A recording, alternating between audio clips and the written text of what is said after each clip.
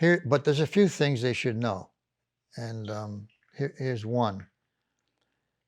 Dade County is the third worst county in the United States for human trafficking. I'm going to mention that here. I hope you get this on whatever you edit. Don't edit that. That's important. Second thing is, and most people don't have any idea, the average age for a person, a victim getting into the human trafficking is a 13-year-old girl. That's shocking. And nobody knows that either. So those 2 points right there get people's attention. And so that's a start. Well, let's start at the start. And Bob, tell me how you became a Christian. Well, I was on my first vacation that I had that I could spend a whole week, and I decided I wanted to go to Hawaii to learn to surf. So every day I was on the beach at Waikiki surfing, and I did learn to surf. So the one day that I took a break to sit on the beach, sitting on my surfboard, some guy comes up to me, and I recognized him as a movie star and a former Mr. America. He sit down and started talking to me about the gospel. So we got talking. He says, let's go to lunch. I went to lunch. We got talking. It was right there in Waikiki. And he asked me where I was. Well, I'm reading a book called Thinking in Destiny, all on metaphysics. He says, I read the book. And I said, right then, I knew. I'm sorry.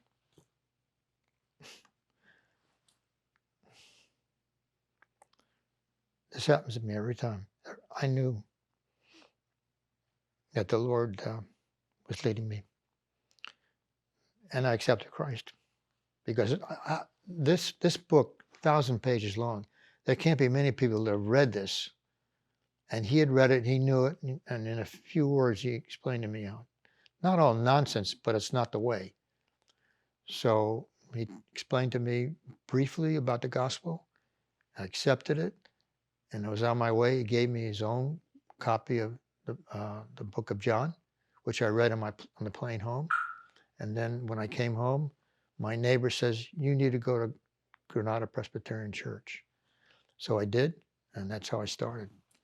And Reverend Ossenson took interest in me and started to mentor me, got me to go to my first retreat, and eventually married my wife and I. And I learned a lot from him.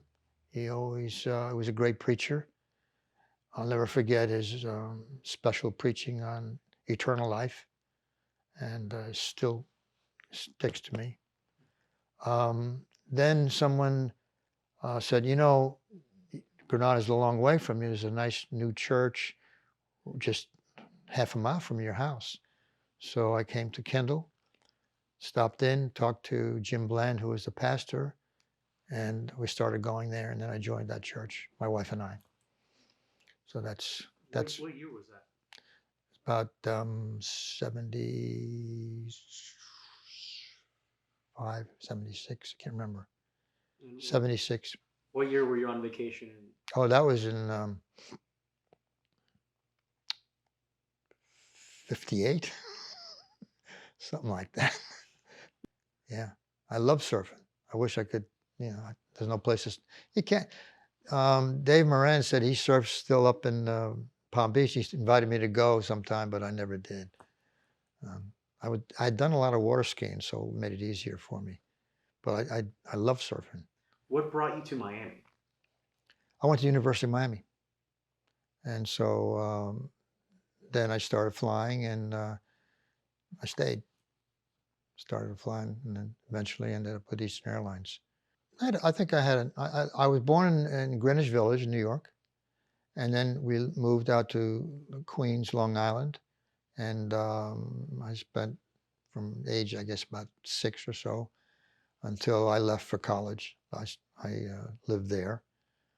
And after college, I came back a few times, but then I found work in Miami, so I stayed. I was brought up a Catholic. I did go to Mass regularly and went to a lot of the catechism classes, and some of it helped me. But I drifted away in high school, and which my mother was a Lutheran, but she took part in a lot of the Catholic events, baptism, confirmation, and so, and my father didn't really, instill in me all the things that I should know. Didn't really mentor me as far as the Bible is concerned, or my faith. So, which I made sure I did with my kids. So, um, I did some crazy things when I was in New York. I like to race cars, so I ended up built a stock car and raced stock cars for 4 nights a week, all summer long, on the 4 different tracks on Long Island and one in New Jersey. I loved it, but then I says, my dad said, "You got to go to school, get out of this," which is what I did. What'd you study? Management, and kind of concentrated on aviation management, which wasn't a big thing, but that's what I studied. Yeah. How'd you go from aviation management to flying planes? Well, I learned to fly. I took my first lessons when I was 16, but I couldn't continue them. So when I got down here, I joined a ski club, and a couple of them were airline pilots. And so they talked to me, and so I got interested again. I started flying again, and one of the guys in the water ski club was a flight instructor, just for small airplanes. So I hooked up with him, and so I learned to fly there. And I kept getting more and more hours. I got my commercial license, instrument license, and then I got a job with a non-scheduled airline for about 6 months. And then finally I was flying with a guy, I was co-pilot, and he says, "You got to get out of this business, get in with a big airline." So the next day I go down to Eastern Airlines. It's on a Friday. They hired me right away. "Can you start Monday?" So I says, "I think so, but I better tell my employer that kind of short notice." So I go back to my chief pilot. It's a small operation. We only had one airplane, And I told him, I says, "Hey, I can start Eastern, but I wanted to give you 2 weeks notice." And he says, "Well, I didn't need 2 weeks notice, but 2 days is kind of short." So there's another pilot there. And he says, "Look, you cover me this weekend. I'll start for you on Monday." And then chief pilot said, "That's good." So I flew all that weekend. Monday morning, I was in class. That's how it worked. How long were you with Eastern? 32 years. Flew 25,000 hours. Just about every country, South and Central America and the Caribbean, Canada. Never flew to Alaska or Nova Scotia, but almost everything in the whole hemisphere. How did you meet your wife? Blind date. And I never went on blind dates. But a friend of, this is interesting. I had gone skiing in Austria and broke my leg. So I came back. It was a pretty good break. So here I am, with cast on and a whole bit. So my friend says, "Hey, this is a big deal for a bachelor's club, big event, a ball over in Miami Beach. I have a girl that you should go with." I said, "I don't go on blind dates." So he's going with a nurse. See, what it is his girlfriend was a nurse, and Cindy was a nurse. So that's how we hooked up. So this guy's name was Dennis. Dennis's girlfriend calls me and she says, "Look, if you don't like her, I'll be your date." So she was really nice. So I says, "I can't lose on this." So that's how I met her. Crazy, right? How soon after that date were you guys married? About 2 years. Yeah. I liked it right away, of course. Right away. So, and the good thing was, we became good friends, you know. So it was a good match, good match. She was a strong-willed woman, though, strong-willed, but she did a lot, did a lot. I'm still suffering from, of course, I miss her, but she kept this place together, like took care of all my bills. I'm still struggling with paying bills on time. And it's just because she was persistent and took care of it and a lot of other things. She was the glue that held my family together, you know, for our kids, for our pets, and for her extended family. So.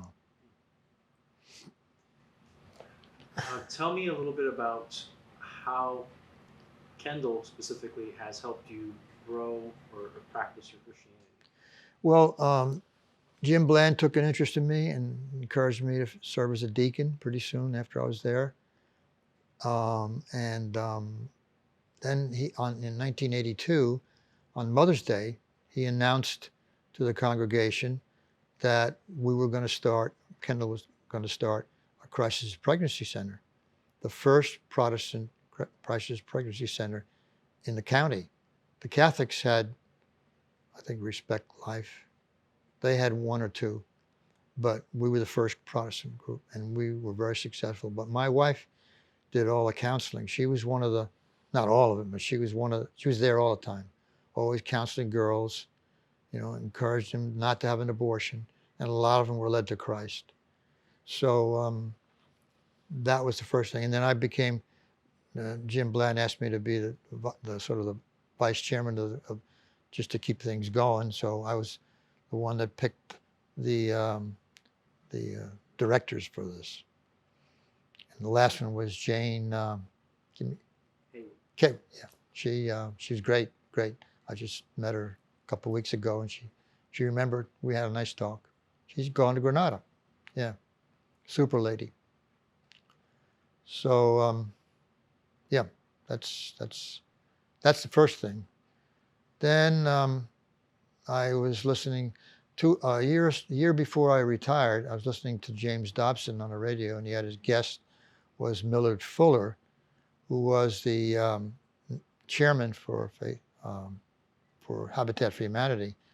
I listened to the whole hour show, and I says, I think I can do this for Dade County because there's no chapter here. So I told my wife about it, and she says, okay, I know. She used to tell me, yeah, you want to save the world. Every time she do something, you want to save the world, right? So as soon as I retired, I got started. So, and the two churches got it started. I started from scratch, but I brought in some people from Kendall, and we got some people from Kendall Methodist, and that's how we got rolling. And well, we started from scratch, no money, no land, no volunteers, really no nothing. And now we've built 1,300 homes in Dade County. And out of 1,000 affiliates in the United States, we're the 6th largest. So I stayed with it as construction leader all those years, as well as a board member until about 3 years ago. So I'm pleased with the result, and I'm sure the Lord is. So that's that. Now, the last year, a year and a half, I'm involved in, I took over chairmanship of Faith and Freedom here in Miami. And that touched my heart because I've always liked what they did. And the chair lady, moved away. So there was a vacancy, and I kept thinking, someone's got to fill this. And I went and talked to my friend Jeb Bush, and I says, I kind of like to do this, but I don't know what to do. So after I left, he calls Ralph Reed, the national chairman, who I knew. Next day, Ralph Reed calls me and says, I really want you to do this, Bob. So that's how I got started. And, Faith and Freedom these are priorities. Protecting religious liberty, protecting the unborn, fighting human trafficking. Those are three. And returning our schools into having them teach true American history and how our government works, which is not happening today. So I liked all of that, you know. To me, that drives me. And right now, I'm spending a lot of my time on fighting human trafficking. And it's a real, Dade County is the third worst county in the United States for human trafficking. Florida is the third worst state in the United States for human trafficking. And we got a real problem here. This is terrible. The average age for a human trafficking victim is a 13-year-old girl. So this is unacceptable. And when you tell people this, they all agree. Nobody's against the idea of shutting them down. We got to shut this down totally. It's not acceptable. I went to the Faith and Freedom Road to Majority conference just last week. 3 days. It was wonderful. It was very inspiring. They had some breakout sessions. One of them was on human trafficking, which of course I attended. They had 4 panelists, and they told us about, in Alabama's really gotten tough on human trafficking. A number of states are. One city they've marked off as off limits for any trafficking, and they've shut it down completely. No, I think it's Birmingham, or it could be Birmingham, it might be Montgomery. I'm not sure. One of those two. I'm going to find out today. They've shut down trafficking. That's what I'd like to see us do here in Dade County. Shut down trafficking total. It's a lot more difficult than a county in Alabama or a city in Alabama because we've got the seaport, and we've got a tremendous airport. And so, but it can be done if we put our minds to it. The U.S., our state attorney is 100% with us on this, Catherine Rundell. Our Attorney General, Ashley Moody, is for it. Lieutenant Governor's for it. And they're all Christian ladies, and this is their passion. And I'm glad. It's a blessing. It's a blessing for us. Maria Salazar, our Congresswoman, she's already talking about it on a lot of the stuff that she puts out on television. And she's well respected because she was the anchor for Telemundo for many years. So we've got a lot of help. We just have to put it together. But this is a priority for us. The other thing is, there are 16 states that have passed a law that there'll be no more abortions after 22 weeks. It's called the Protection for the Pain-Capable Unborn Infant. And they've proven without a doubt, when there's pain, it's at 22 weeks. So no more abortions after that. 16 states have approved it. We've tried to pass it in this state 3 times and failed. Not because there was an opposition, but it just got bogged down. Like I was helping on it this last session, but then I found out no one could lobby because of COVID-19. You couldn't go into this Capitol, whether you're a professional lobbyist or a citizen, and talk to the legislators about this. So it bogged down, it got stuck in committees, never got to the floor of the House or the Senate. So we're going to do it again next year, but this time we'll get it done right. But it's important. Now there's a law that, this is something that everybody should pray for. There's Mississippi has passed a law, state law, that there'll be no abortions after 15 weeks. And now this is being challenged. It's going to the Supreme Court. It'll be, I don't know when, but it'll be decided on in the next probably 6 months. So everybody should pray that we get a positive support for that bill. And then everything else is going to be a lot easier. In effect, that will cut Roe versus Wade's influence almost in half. That's a really powerful thing. By the way, the Priests for Life are working on that full time, and they're doing a great job. So that's about it. The thing I like to leave with everybody is pray for America. Pray for our governor, our lieutenant governor, and all the people, Marco Rubio and Senator Scott. They're all Christians. They're all working for us. They're all with us. They just need to be bolstered with prayer. And the same way with these issues. Pray for an end to human trafficking. Pray for an end to abortion. So that's my message. Thank you, Bob. Could you tell me, so just for us to edit it in later, your name, and you said the year you came to Kendall was like 75, 76? Yeah. I think around there. Just say, like, my name is Bob Rosasco. I've been a member of, or I've been at Kendall Presbyterian Church since 1976. Okay. Yeah. Yeah. My name is Bob Rosasco. I've been a member of Kendall Presbyterian Church since 1976. Right. Let's get that one more time so we don't have the beep in there. Okay. Oh, the parrot. By the way, when I get him going, he'll say, praise God, praise God. I taught him that. He'll say it all the time. You might say it now. I'm serious. I taught the one, somebody coming over, he says, unbelievable. It's neat though. Yeah. Yeah, my name is Bob Rosasco. I'm a member of Kendall Presbyterian since 1976.